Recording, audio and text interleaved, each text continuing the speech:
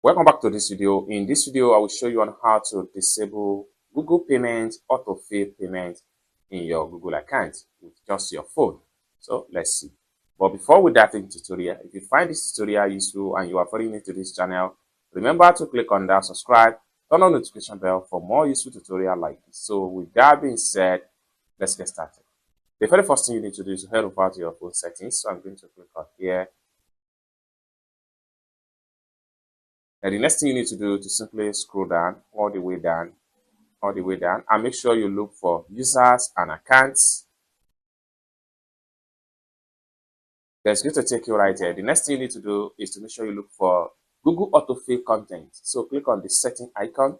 It's going to take you right here. And the next thing you need to do is to simply click on this button right here.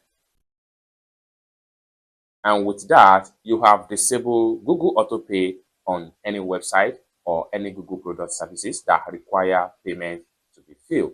It's as simple as that. So basically, this is how to disable autopay for Google Payment on your Google account. I hope you really got value for this video. If you find this video useful, give this video a big like, and also remember to subscribe to the channel for more useful tutorial like this. Thank you so much for watching, and I hope to see you in my next video.